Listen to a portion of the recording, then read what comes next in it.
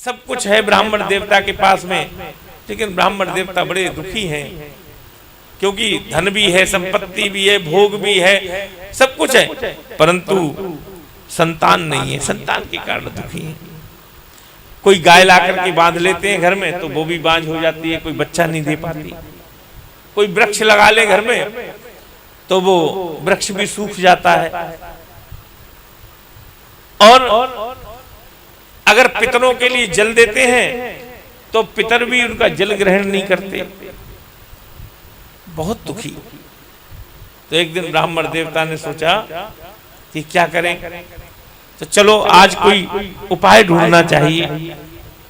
और सीधे घर से निकल करके चले और कहां पहुंचे, एक वृक्ष के नीचे एक सरोवर बह रहा था, वहां पानी पिया और एक वृक्ष के नीचे बैठ करके और सोचने लगे कि मेरे जीवन में क्या पाप हैं, क्या मैंने पाप किए थे, कौन से मेरे संचित पाप कर्म हैं जिनके कारण मेरे घर में सब कुछ तो है परंतु कोई संतान नहीं है। पूर्वज पितृ भी हमारे जल को ग्रहण नहीं कर रहे हैं। क्यों? क्योंकि उन्हें चिंता है कि अभी तो ये जल देने वाला है, अब इसके बाद हमें जलांजलि देने वाला भी इसके कुल में कोई न रहेगा, तो इसलिए पितृ भी चिंतित हैं। अब क्या करें? वृक्ष लगाता हूं वो भी सूख जाता है, गाय पाली वो भी बांझ हो गई। इतनी देर में एक से सोच रहा था और रो रहा था महाराज ब्राह्मण। इतनी देर में एक संत आए और संत ने आकर के एक सरोवर में जल पिया और जल पी करके जब सीधे हुए तो देखा एक वृक्ष के नीचे कोई बढ़िया कोई सुंदर ब्राह्मण बैठा हुआ है, बड़ा विद्वान लगता है लेकिन रो रहा है। संत ने सोचा कि बड़े बड़े विद्वानों का काम होता है वो भगवान के लिए रोते हैं। देखिए संसारी संसार के लिए रोता है, विद्वान जो है वो ईश्वर के लिए रोता है। विद्वान का नेत्र से अगर आंसू गिरेगा तो ईश्वर के लिए गिरेगा, समझ लीजिए। संत जी पास आए और उन्होंने आकर के पूछा, महाराज कथम रोदिस विप्रत्वम काते चिंतावलीयसी। हे विप्र तुम रो क्यों रहे हो, तुम्हें क्या चिंता है, तुम्हारे मन में क्या बात है? तो कहा, जैसे ही देखा संत सामने चरणों में गिर गए और चरणों में गिर करके कहा, महाराज क्या बताऊं अपनी व्यथा, मेरे पास सब कुछ है परंतु संतान नहीं है। संत जी सोचने लगे, अरे हम तो सोच रहे थे कि ये बड़ा भारी विद्वान लगता है, ईश्वर के लिए रो रहा होगा, ईश्वर प्राप्ति की चिंता में है, लेकिन ये तो संसार को मांग रहा है, पुत्र की इच्छा रखता है। संत जी ने कहा, तो ब्राह्मण देवता तुम पुत्र के लिए रो रहे थे? इतने बड़े विद्वान हो, संसार का मार्गदर्शन करने के लिए ब्राह्मण सर्वश्रेष्ठ है, और जब ब्राह्मण ही जब किंग कर्तव्य विमूढ़ हो जाएगा तो वो संसार का मार्गदर्शन कैसे करेगा? अरे तुम तो विद्वान हो, तुम जानते हो क्या सभी संतान वाले ही सुखी होते हैं? तब कथा सुनाई। बोले एक महाराज अंग थे, उनके कोई संतान नहीं थी, उन्होंने तो पुत्रेष्टि यज्ञ कराया और पुत्रेष्टि यज्ञ कराने के बाद में भी पुत्र कैसा हुआ? बोले इतना नालायक पुत्र हुआ कि राजा को राज्य छोड़ के भागना पड़ा। पुत्र ना होना इतना दुख का कारण नहीं है, पुत्र होने के बाद जब संतान दुख देती है तो बहुत बड़ा कष्ट होता है जीवन में। अंग के लिए राज्य छोड़ करके भागना पड़ा। और महाराज सगर के तो 60,000 पुत्र थे। कितने बताओ, कोई सगर के लिए सुख दे पाया? तो सभी संतान वाले ही सुखी होते हैं। ये तो तुम्हारी ठीक सोच नहीं है। तब कहा महाराज, अब ठीक सोच हो या ना हो, परंतु हमें तो संतान चाहिए। हाँ, दिग्जीवितम प्रजाहीनम दिग्ग्रहम च प्रजाम बिना दिग्धनम चानपत्यस्य दिक्कुलम संततिम बिना। क्या कह रहे हैं? अरे तुम बाबा बैरागी, तुम क्या जानो संतान का सुख? नहीं, तुम्हें क्या पता संतान का सुख क्या अलौकिक होता है। जब छोटे छोटे बच्चे पापा पापा कह के गोदी में आते हैं तो कितना आनंद आता है। और तुम बाबा बैरागी, तुम्हें क्या पता। दिग्जीवितम प्रजाहीनम,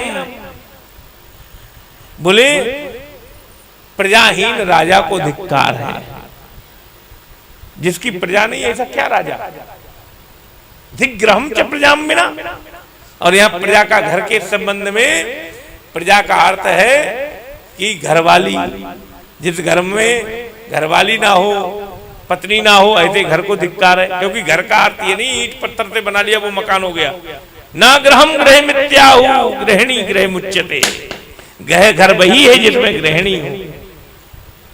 दिग्ग्रहम च प्रजाम बिना दिग्धनम चानपत्यस्य, ऐसे धन को धिक्कार है जिसको कोई खर्च करने वाला ना हो। हाँ, ढेर पड़ा रहे घर में धन का और कोई खर्च करने वाला नहीं है, तो ऐसे धन का क्या करना। दिग्धनम चानपत्यस्य धिक्कुलम संततिम बिना, ऐसे कुल को धिक्कार है जिसमें संतति ना हो। और बहुत कहा, तब संत ने कहा अच्छा तुम्हें पुत्र की चाहत है तो लो। और उसी समय महाराज ने जब ध्यान से उसके मस्तक की रेखाओं को पढ़ा आत्मदेव की, तो संत जी बोले महाराज हमने तुम्हारी मस्तक की रेखाएं देख करके जान लिया। क्या जान लिया महाराज। बोले सप्त जन्मावधि पुत्रो नैवच नैवचा। हाँ, एक जन्म की बात छोड़ दो, 7 जन्मों तक तुम्हारे भाग्य में संतान का योग नहीं है। अब तो आत्मदेव ने पैर पकड़ लिए। अरे महाराज, जो व्यक्ति 7 जन्मों की बात देख सकता है वो एक जन्म की व्यथा भी तो मिटा सकता है। हम जानते हैं संतों में ये सामर्थ्य है, जो न हो सकता हो वो भी पूरा करने वाला। हमारे गुरुदेव सुनाया करते थे, सुना दें आप, थोड़ा सा आनंद है, आनंद की बात है कि एक व्यक्ति के घर में संतान नहीं थी और उसने सुना जो संतों को भोजन कराता है तो उसका दुर्भाग्य सौभाग्य में बदल जाता है, उसके संतान का योग बन जाता है। तो वो संतों को पकड़ के लाता और अपने घर भोजन कराता, संतों को लाकर लाता। और संतों से भोजन कराने के बाद कहता महाराज हमें आशीर्वाद दो, हमारे संतान हो जाए। तो संत जरा ध्यान से देखते तो उससे कह देते महाराज तेरे भाग्य में तो संतान है ही नहीं, और चले जाते। एक दिन कोई फक्कड़ बाबा आया और गांव में आवाज लगाने लगा जितनी रोटी उतने बेटे। क्या आवाज लगा रहा है, जोर से बोला करो आप लोग। अब कि आप लोगों में उत्साह नहीं दिखाई दे रहा है मुझे। कलश यात्रा में बड़ा उत्साह था। हाँ, तो जोर से बोला करो तो मुझे देखो, मुझे भी आनंद आता है आपको कथा सुनाने में, जब कुछ नई बात निकल के आती है। क्या कहा, जितनी रोटी उतने बेटे। तो महाराज ये पकड़ के ले आया, बोले अरे मेरे घर संतान नहीं है तो खिलाई। 12 खिलाई महाराज, और संत ने आशीर्वाद दिया जा तूने मुझे तृप्त किया है, तूने मुझे 12 रोटी खिलाई है, तेरे 12 बेटे होंगे। और 12 बेटे हुए। ये गुरुदेव सुनाया करते थे और इसी कथा में सुनाते थे। याद आ गई मैंने, चलो सुना दूं आप लोगों को। तो अब वो संत आए उनके घर में, जो पहले आकर के भोजन कर जाया करते थे। वो कहते थे कि तेरे भाग्य में संतान का योग नहीं है। महाराज जब सुना,